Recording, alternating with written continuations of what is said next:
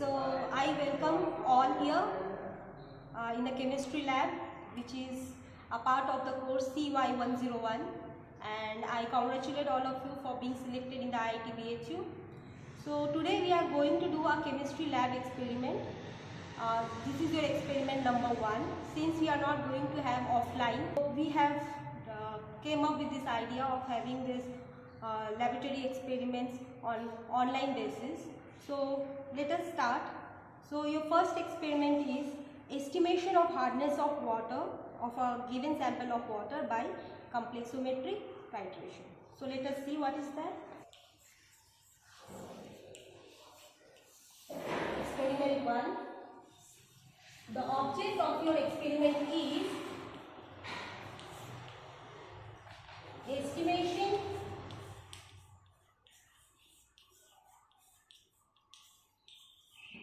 hardness. Okay. So we are estimating the total hardness of a given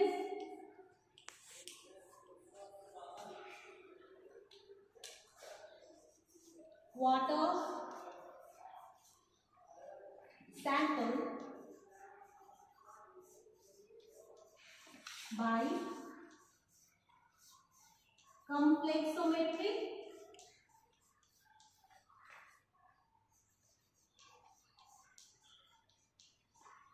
titration. Okay, so we are going to use complexation properties of metal ions to estimate the total hardness of water. Okay, so what is a titration? It is a process of estimating the concentration of an unknown sample by a given standard sample. Okay, so we will learn more about this titration and other analytical process that we utilize in chemistry lab as we delve deep into the subject of CY101. Okay, so for the time being, let us concentrate. Let us find out what is total hardness.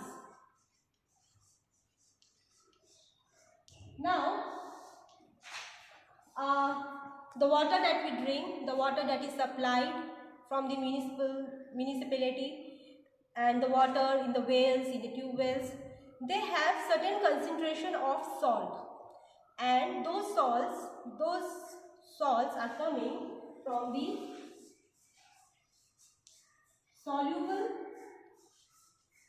Those salts are composed of calcium and magnesium salts primarily, and sometimes you have some other minor components such as iron 3+, mostly iron 3+, aluminum 3+, but due to the presence of calcium and magnesium, this given water sample is hard in nature. Now again, this hardness can be categorized in two parts. First, permanent hardness and temporary hardness. So permanent hardness is something that you can't get rid of by simple physical process such as boiling of water, whereas temporary hardness is due to the soluble salts that you can remove by simple physical process such as boiling the water. So you can get rid of this temporary hardness by boiling, whereas in order to remove this permanent hardness in the water, you have to adopt some other method, like chemical method, like you have to use washing soda or some other process, some resins to give when you pass through this water sample. So you can get rid of permanent hardness by some different chemical processes, whereas temporary hardness can be removed by physical process such as boiling of water. So now this hardness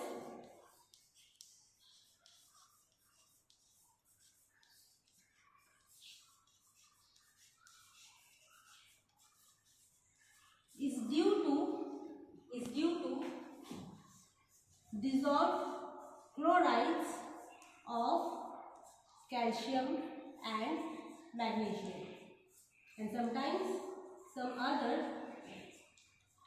cations are also there. And temporary hardness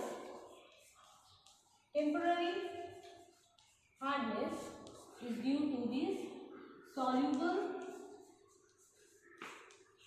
bicarbonates. Okay, soluble bicarbonate salts of calcium and magnesium.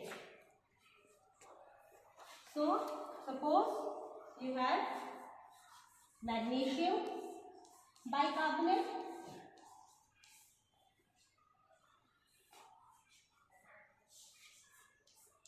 if you simply heat it or boil the water that has magnesium bicarbonate, so this soluble salt, when you are boiling the water, it will precipitate as magnesium carbonate, white PPT, and you will be left with water and CO2.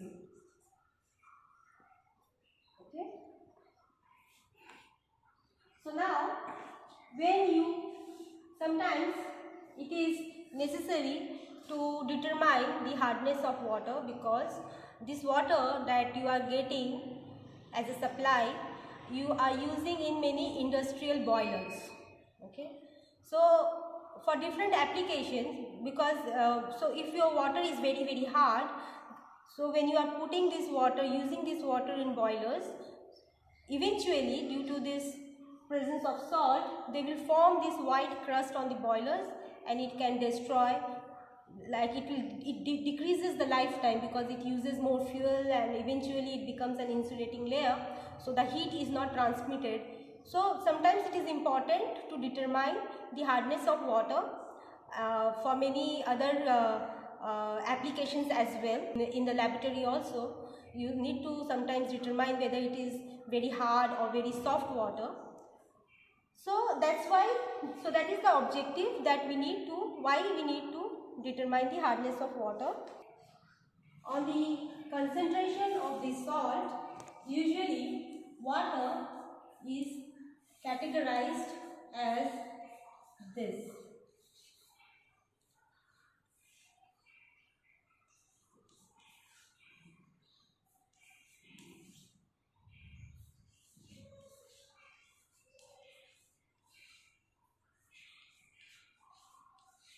In terms of parts per million. So if you have so many parts per million of dissolved salt in the water sample, so you can basically categorize whether your sample of water is hard or your sample of water is soft. So if you are in this range, it is usually called soft water. And if you are in between this range approximately, then it is called hard water. And if a concentration is greater than 450 parts per million, then this is known as very hard water. Okay. So we need to find out whether our given sample is very hard or soft, and whether we can use it as such, or whether we need to treat the water sample before we can use it for different purposes. To the aim of the experiment, which is how we determine this hardness of water, in order to do that, is the chemistry involved in this experiment. So first step, usually for the complexometric titration, the complexing agent that we are using here is the most common complexing agent that we use in the chemistry lab, which is EDTA, ethylene diamine tetraacetic acid. So what is that? This is ethylene diamine, means it will have 2 NH2 group, ethylene chain followed by diamine, amine groups, and it is tetraacetic acid. So this 2 hydrogen is now replaced by acetic acid moiety.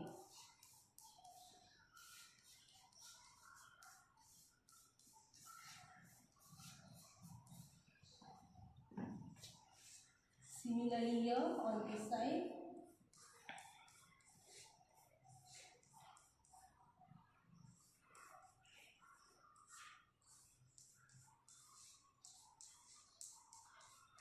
so this is your ethylene diamine tetraacetic acid. Usually in the lab we use a sodium salt of this EDTA, and usually we use sodium salt of this, which is denoted as like this. So what is Y here? Your Y here is, if you remove all these protons from here, so this is what is Y. Usually this experiment is conducted at pH 10. Why that is so? Because at pH 10 this EDTA in an aqueous media exists as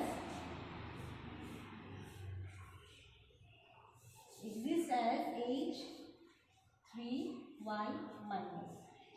Okay, at pH 10 ethylene diamine in an aqueous media or in an alkaline media of pH 10, it exists in this form. So now this at pH 10 H3Y minus reacts with, so basically you have a water sample,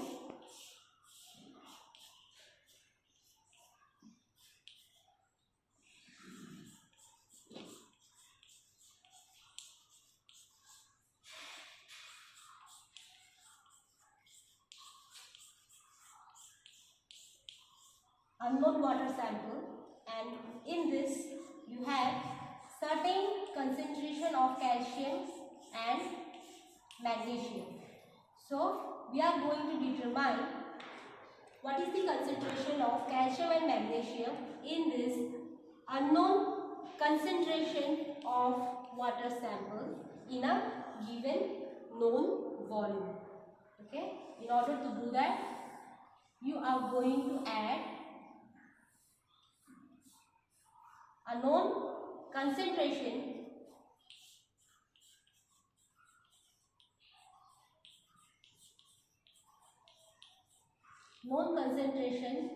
of EDTA, which is actually the sodium salt, a known concentration of EDTA from the graduated burette. So this is your conical flask here, and this is your burette. Okay. So now when you are adding this EDTA, which is graduated, say like this, or sometimes it is reverse as well, it is 100 here and 0 here. Okay. When you are adding this EDTA from the burette slowly into this known volume but unknown concentration of the water sample, so this EDTA is going to react with dissolved calcium and magnesium. So at pH 10, we are going to maintain the pH as 10 by adding a buffer. We are going to maintain the pH by adding a buffer. At this pH, this is the form of EDTA, and it will react, it will form a complex with calcium, and it will form this.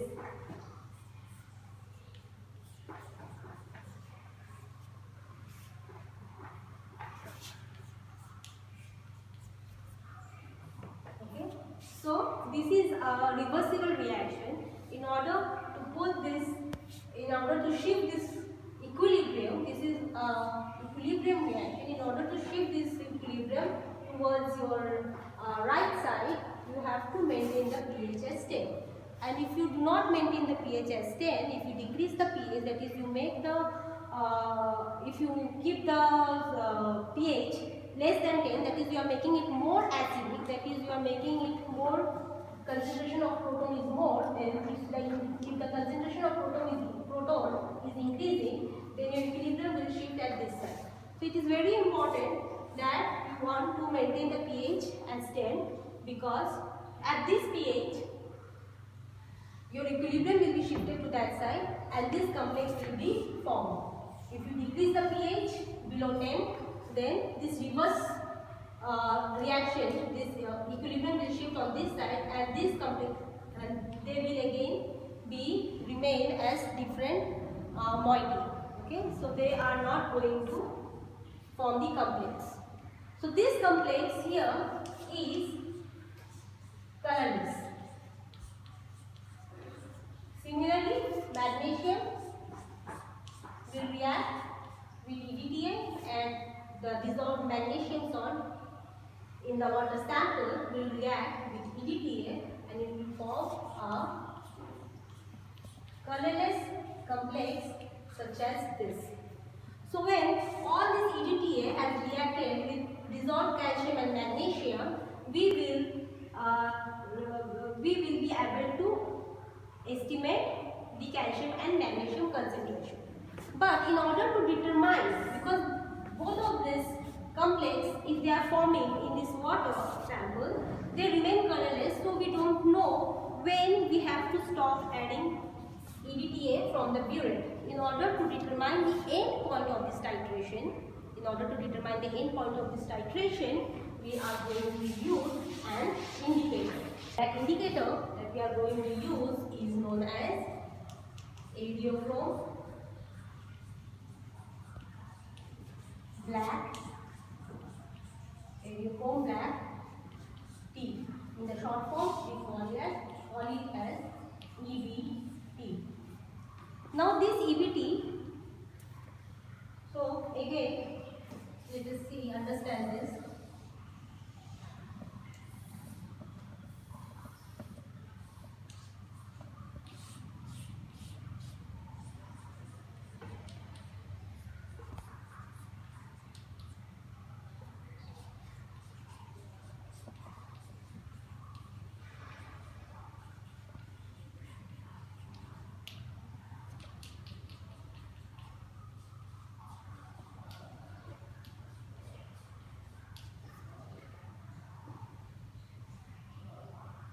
So now at the start of this reaction, we are going to add EBT indicator. Now how does this indicator help us to determine the endpoint? By when, even before we have started the titration, this calcium we have added EBT indicator and we have also added the buffer. So at the start of this titration, we have to have this known volume of this unknown water sample. In this, we are going to add this buffer as well as this EBT indicator. Now this EBT indicator, which is in minor concentration, will react with this dissolved calcium and magnesium salt, and it will form either calcium EBT or magnesium EBT complex. And this complex has an intense wine red color. Okay? EBT in its free form,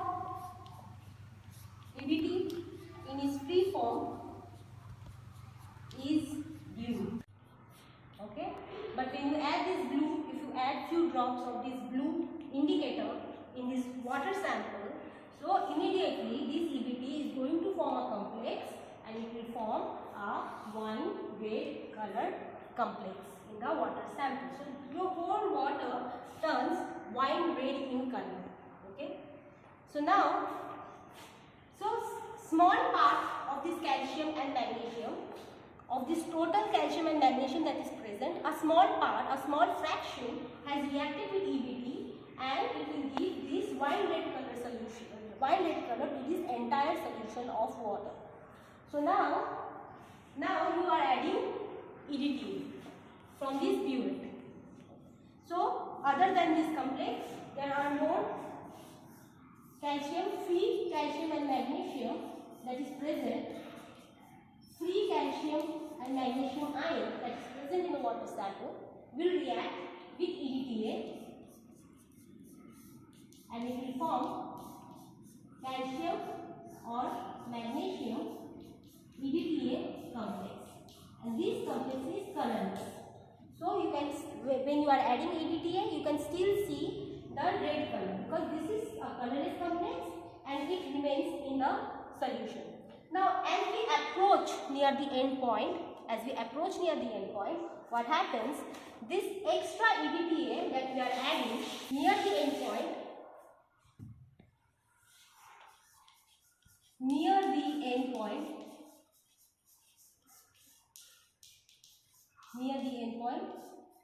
this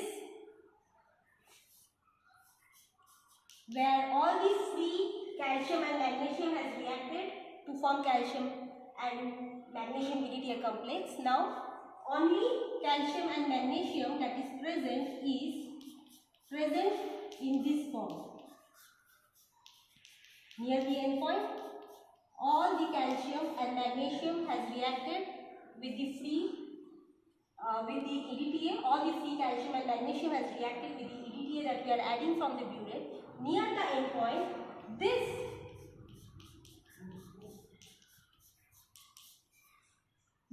which is wine red in color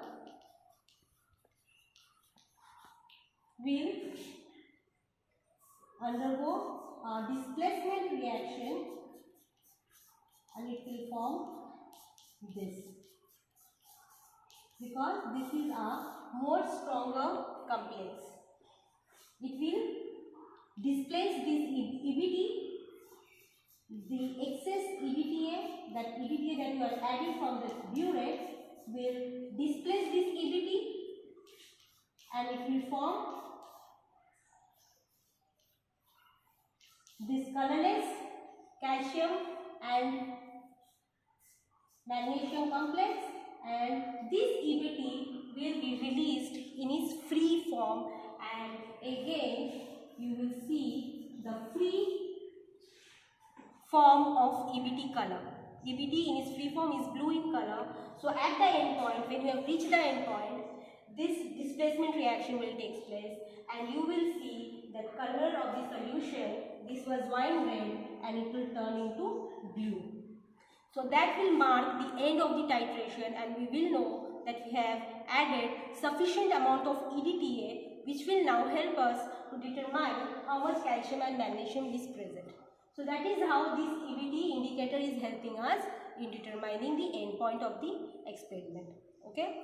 So now this experiment, your experiment that you are going to, that you would have done if this lockdown was not there, is divided into two steps.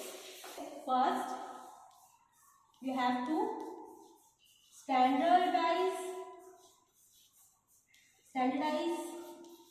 the EDTA solution.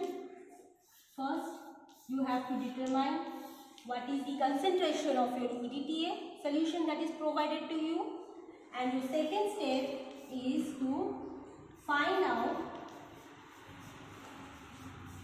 the total hardness, of given water sample by using this standard EDTA solution. So in order to do this step, we have to first standardize the EDTA solution. Because once you standardize and find out the concentration of EDTA, then only you can go ahead and find out the total hardness of water by using the standard EDTA solution. That means we know the concentration of EDTA and then we can use it to determine the total hardness or the total dissolved salt in the given water sample. Okay. So there is another thing that I have not covered in this introduction today. Hardness of water is usually expressed in terms of calcium carbonate. Okay, so this part will be taught to you by your given course instructor. Whoever is your course instructor, they will give you a small brief. They will brief you about this, why we use this, why we usually express this hardness in terms of equivalent amount of calcium carbonate, and it is also a part of your theory course. So this part will be covered there as well. Okay. So let us now start the experiment. Okay. So we are going to start the experiment now, and I have here Vishal, my student, my research scholar, to help me with this experiment, and you will see how we are going to determine the hardness of water by following these methods. So Vishal, first you have to rinse the pipette with a distilled water. Okay. So once we have rinsed our pipette with the distilled water, we are going to rinse the pipette again with this standard water sample. The first step is to determine the concentration of EDTA, and that we will do by first taking this standard solution of calcium. I know the concentration of calcium in this solution, and using this I am going to estimate the concentration of EDTA. So since there is water here, so I will rinse this pipette with this known standard solution of calcium, and then we are going to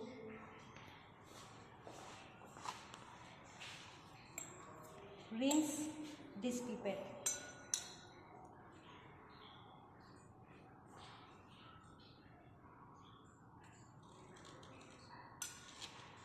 Okay, so I am using my index finger and I am holding this pipette with my thumb and other fingers, and now I am going to rinse this pipette like this.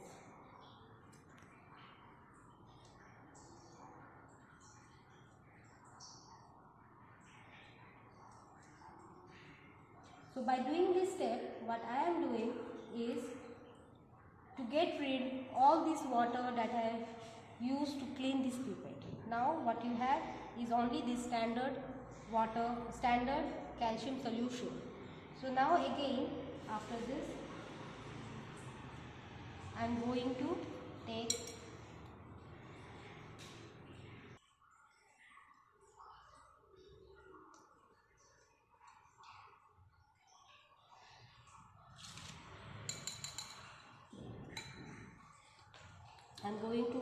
I have sucked this slowly in this pipette. I am going to bring this, you can see here the lower concave, the water, usually the water level is like this. So I am going to slowly release this so that it matches with this mark.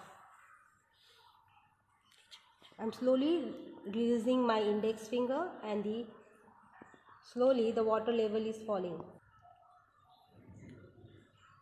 And when it comes here, now this concave is matching with this mark. So now I am going to put it in this conical flask.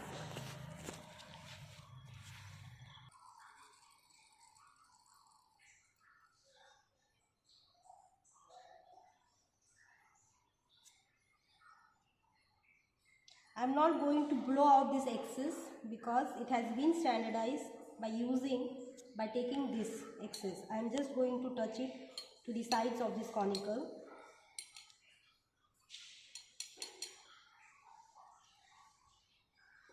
And this extra drop I am going to take it with double distilled water, because this double distilled water does not have any iron concentration.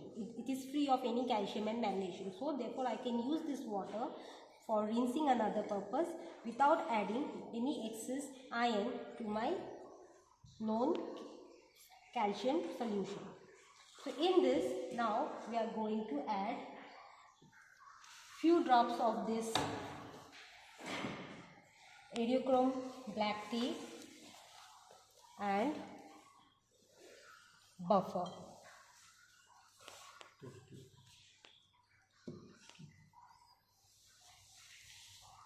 So I am going to take this test tube, which is dry and clean, and I am going to pour out this buffer solution.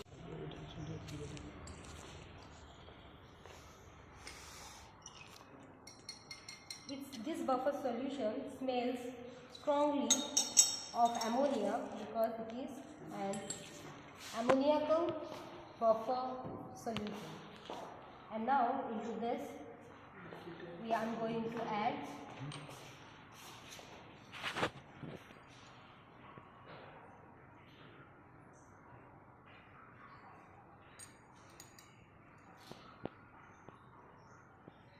with EDTA. I am going to slowly close the burette first and then slowly put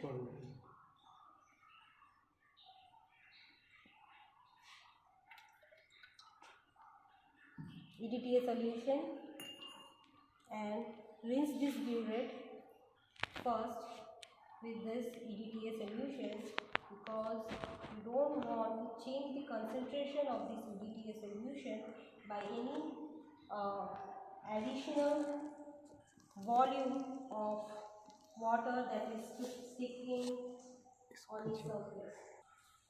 So now I am going to again put this EDTA solution, close the burette,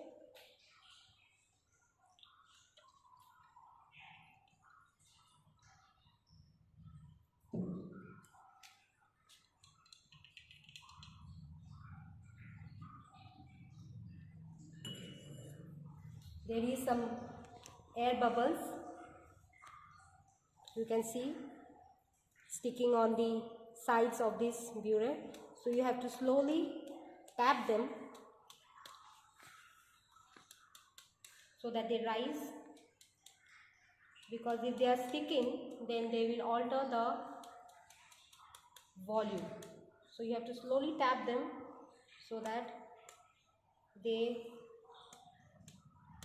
rise above. Okay, so that is how you get rid of any air bubbles sticking on the sides of the burette. Okay,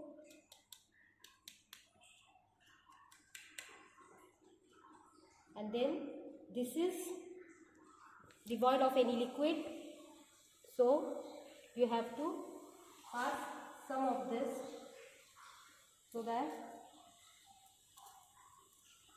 you have EDTA here as well. Now we are going first, after removing the air bubbles, and then you are going to pass some EDTA. You don't want this nozzle devoid of that, because when you are doing the titration, if this is void, then again it will give you erroneous result if you do not make up for this volume. and then you are going to bring this to 0 by slowly again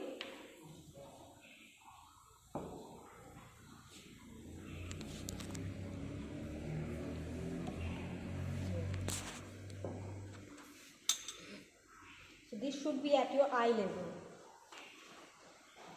and then you are slowly going to open the burette and bring it to 0.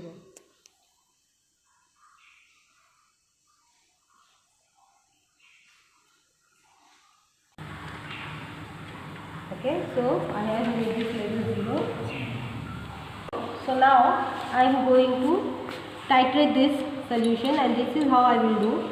I am going to stir this conical with my right hand. I am going to open slowly this burette with my left hand.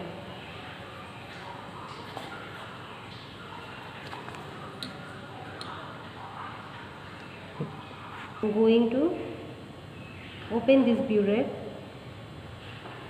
like this, and at the same time I am continuously stirring my solution that I am titrating.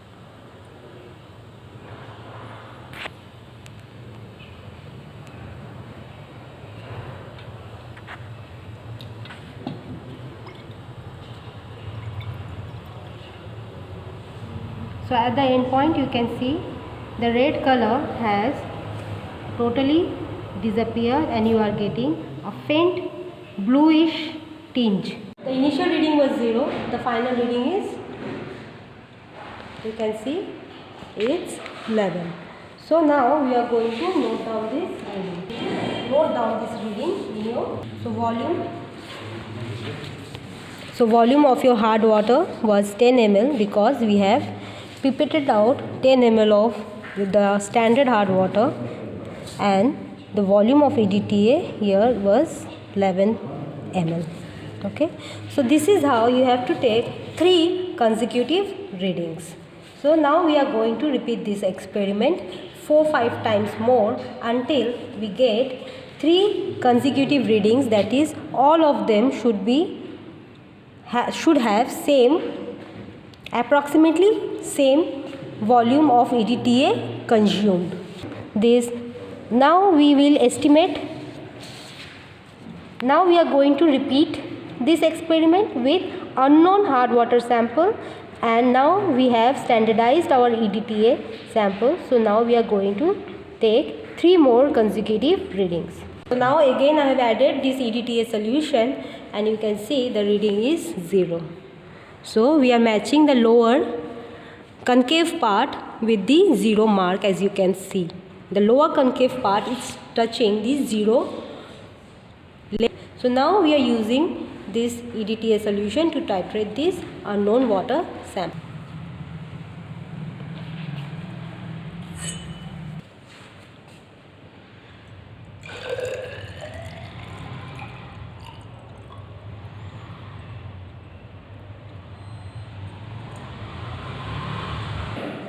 So again the lower meniscus is now, the lower concave part is now touching the 50 meniscus. So we are going to take this unknown water sample, which is 50 ml, and going to pour it out into this conical. So this graduate cylinder is calibrated such that you don't have to rinse this extra which is sticking on the surface with double deionized or double distilled water. So now in this again I am going to add my buffer and EBT indicator.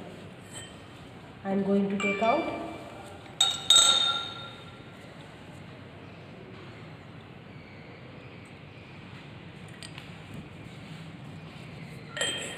one-third of this tube, which is buffer solution. I am going to put it to my conical and then add at least 4-5 drops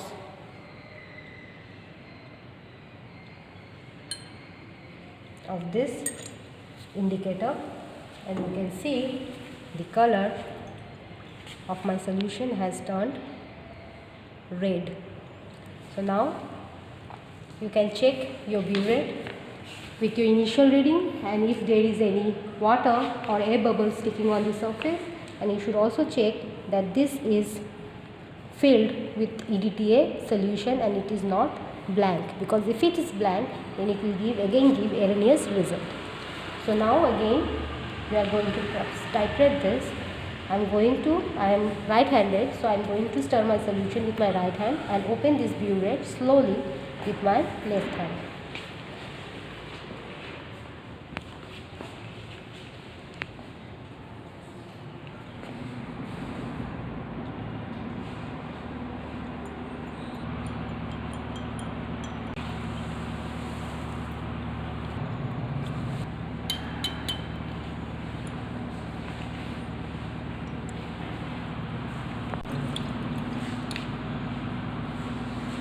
So you can see the faint pink color has disappeared and you are left with slightly bluish color that marks the end point of this titration. So at this point of time we are going to take the burette reading, which is 12.7. So you are going to note down this reading and you are going to repeat this experiment till you get 3 consecutive readings. So I am going to repeat this experiment few more times till I get this consecutive reading, and you can see the color is lightish blue at the end point.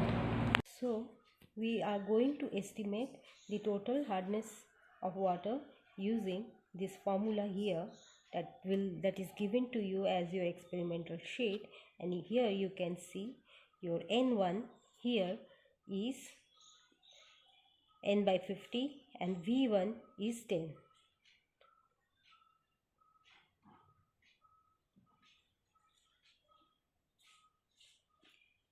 And N2, which is the concentration of your EDTA solution, we are going to estimate that, and your V2 is here, we can take as 11.1, where this is your unknown water sample and this is your EDTA. Therefore N2 we know is 10 by 50 and V2, that is the amount of EDTA consumed in this second set of titration, which is 12.7, and N3 is not known to us, we are determining that, and V3 is your 50. Therefore N3 is equal to 10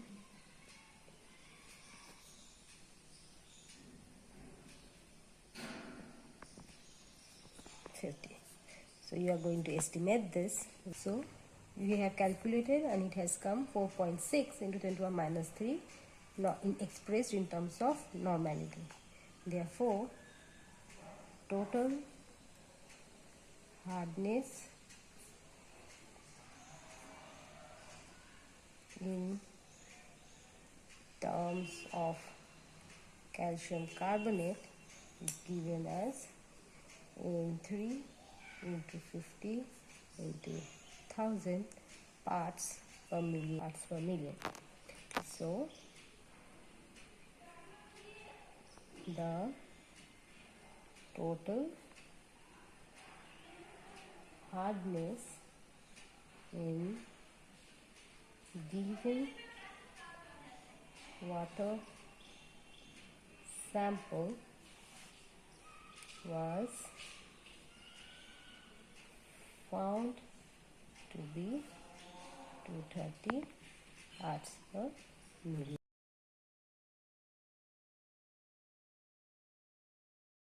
Coming